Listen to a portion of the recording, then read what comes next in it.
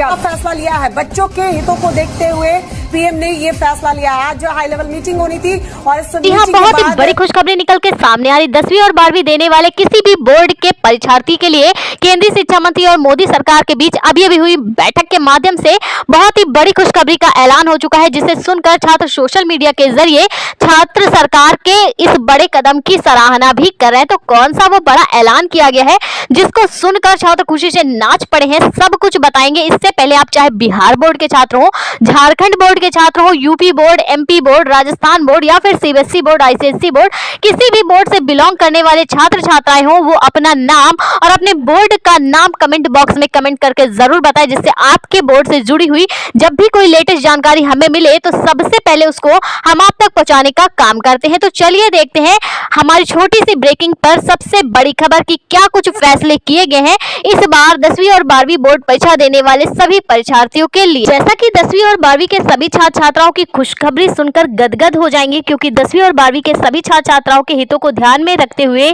केंद्रीय शिक्षा मंत्री और मोदी सरकार ने बड़े नियम लागू किए हैं। बोर्ड परीक्षा 2025 के लिए सभी छात्र छात्राओं को यह सूचित किया जा रहा है कि इस बार बोर्ड परीक्षा 2025 में जो नियम लागू किए गए हैं वो बहुत ही ज्यादा महत्वपूर्ण है, जिसकी जानकारी सभी छात्रों को होना बहुत ही ज्यादा आवश्यक है। अगर आप इन नियमों का पालन नहीं करते हैं तो आपको बोर्ड परीक्षा में एक तो कम नंबर मिलेंगे, ऊपर से आपको बहुत ही बड़ी परेशानी भी उठानी पड़ सकती है। इसके लिए सबसे पहले आप भारत के जिस भी बोर्ड से बिलोंग करने वाले छात्र हो या फिर चैनल पर विजिट करने वाले पहले छात्र हो तो चैनल को सब्सक्राइब जरूर कर लेना। तो सबसे पहले हम आपको बता दें, इस बार सरकार के द्वारा ये बताया जा रहा है कि इस बार परीक्षार्थी को बिना किसी डिवीजन के पास किया जाएगा।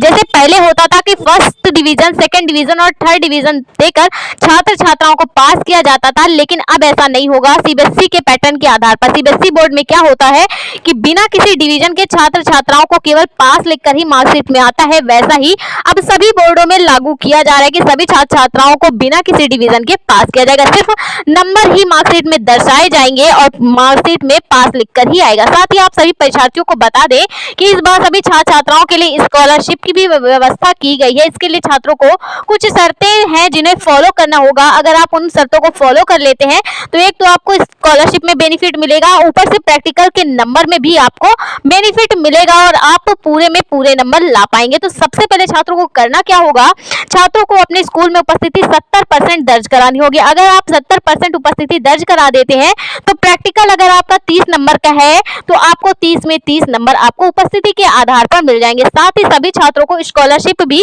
उपस्थिति के आधार पर ही मिलेगी, चाहे वो पढ़ने में कितने भी अच्छे हों, उनको उपस्थिति अच्छी दर्ज करानी होगी। वह उनकी लिखावट भी बहुत ही ज्यादा अच्छी है, यानी साफ सुथरा ढंग से कोई भी परीक्षार्थी लिखता है, बेहतरीन ढंग से लिखता है, जैसे क्वेश्चन लिखने का और आंसर देने का एक बेहतरीन ढंग होता है, तो ऐसे परीक्षार्थियों को एक्स्ट्रा बोनस अंक देकर भी पास किया जाएगा।